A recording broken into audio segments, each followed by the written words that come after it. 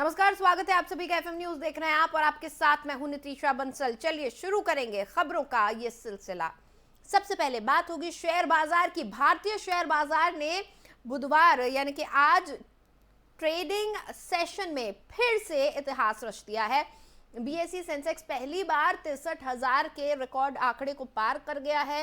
NSE का Nifty भी 19,000 की ओर तेजी से बढ़ता जा रहा है।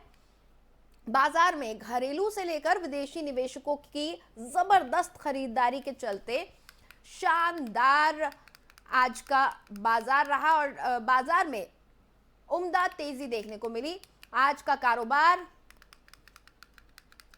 होने पर सेंसेक्स 418 अंकों के उछाल के साथ रिकॉर्ड हाई 63,100 पर बंद हुआ, तो निफ्टी 140 अंकों की तेजी के साथ 18,758 अंकों पर बंद हुआ। यह लगातार पांचवा ट्रेडिंग सेशन है जिसमें भारतीय बाजारों ने नई ऊंचाइयों को छुआ है।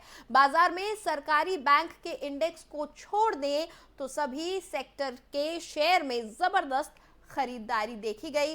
Banking, auto, IT, pharma, FMCG, metals, real estate, energy और कंज्यूमर ड्यूरेबल्स सेक्टर के शेयरों में जबरदस्त तेजी देखने को मिली है।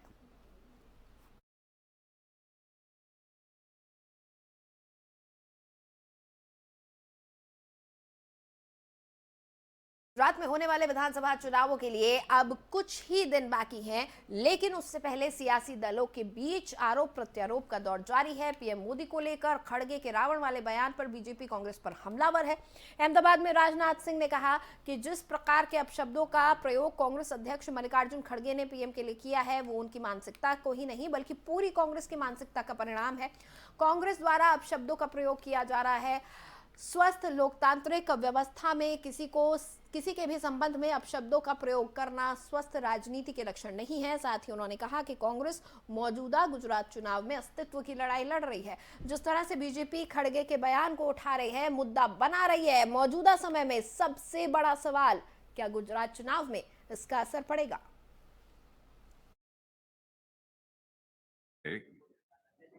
गुजरात के इस बार के विधानसभा चुनाव में भारतीय जनता पार्टी 2/3 से अधिक सीटों पर विजय प्राप्त करने जा रही है। जहां तक कांग्रेस पार्टी का सवाल है, वह अपने अस्तित्व को बचाने की लड़ाई लड़ रही है कांग्रेस पार्टी। लेकिन आम आदमी पार्टी का जहां तक प्रश्न है, वह अपनी उपस्थिति दर्ज कराने की लड़ाई लड़ रहे हैं। दोनों में अंतर यह है, कांग्रेस पार्टी ने लंबे समय तक इस देश में हुकूमत की है। बच्चा बच्चा इस सच्चाई को जानता है कि भारत की राजनीति में विश्वसनीयता का संकट, क्राइसिस ऑफ क्रेडिबिलिटी सबसे अधिक किसी राजनीतिक पार्टी ने पैदा की है तो वह कांग्रेस पार्टी ने पैदा की है। उनके कृति और कथन यानी उनके वर्ड्स और डीड्स, इन दोनों में इस देश की जनता को बराबर अंतर देखने को मिला है। जो कहा यदि वह किया होता तो आज के वर्षों पहले हमारा यह देश दुनिया का सबसे ताकतवर देश बन गया होता। जो भारत की राजनीति में विश्वसनीयता का संकट पैदा हुआ है, उस विश्वसनीयता के संकट को चुनौती के रूप में किसी राजनीतिक पार्टी ने इस देश में स्वीकार किया है तो भारतीय जनता पार्टी ने स्वीकार किया है। जो हम लोगों ने कहा उस काम को किया। जहां तक मोदी जी का प्रश्न है, इसमें कोई दो मत नहीं है कि जब से उन्होंने शासन की बागडोर 2014 से अपने हाथों में संभाली है, अंतर्राष्ट्रीय जगत में भारत की प्रतिष्ठा बढ़ी है। भारत का कद अंतर्राष्ट्रीय जगत में ऊंचा हुआ है। अंतर्राष्ट्रीय मंचों पर भारत पहले कुछ बोलता था तो दुनिया उसकी बातों को बहुत गंभीरतापूर्वक नहीं लेती थी, लेकिन आज यदि भारत अंतर्राष्ट्रीय मंचों पर कुछ बोलता है तो सारी दुनिया कान खोलकर यह सुनती है कि भारत बोल क्या रहा है। यह हैसियत भारत की बनी है।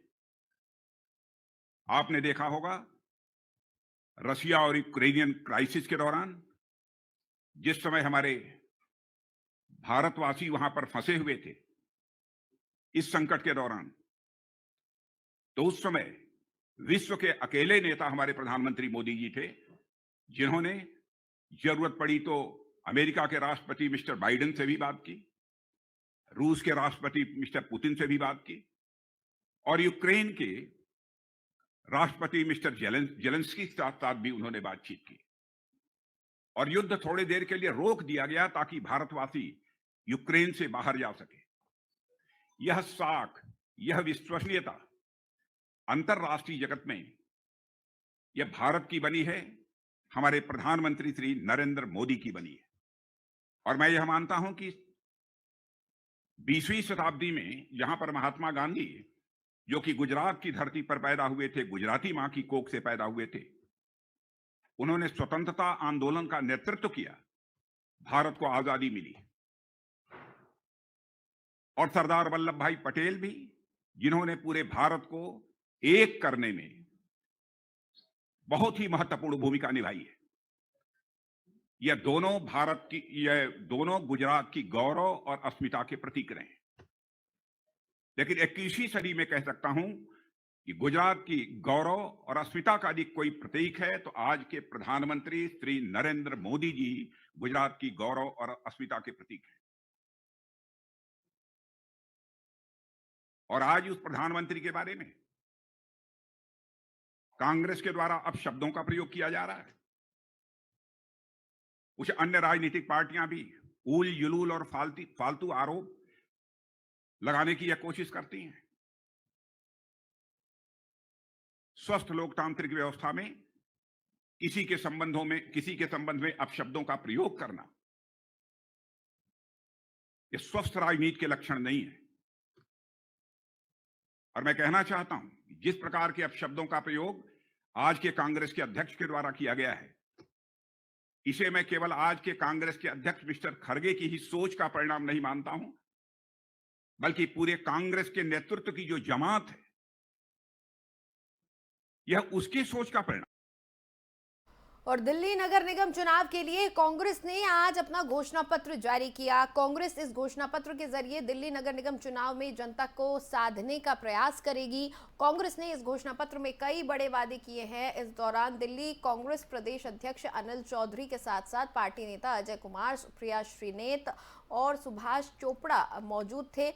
इस मौके पर कांग्रेस ने कहा कि बीजेपी ने एमसीडी को सबसे भ्रष्ट विभाग बनाया है, प्रदूषित शहर और बीमारियों का घर बनाया। प्रदूषण दिल्ली की राजनीति में आया, कम्युनल पोल्यूशन भी आया। कांग्रेस ने कहा कि दिल्ली शीला दीक्षित नाम से जानी जाती थी, शहर आगे बढ़ रहा था। 2013 में शीला दीक्षित की दिल्ली के चेहरे पर कालिख पोती गई और कांग्रेस ने कहा कि हमने मेरी चमकती दिल्ली बनाने का संकल्प लिया था। दिल जीता है, दिल्ली जीतेंगे।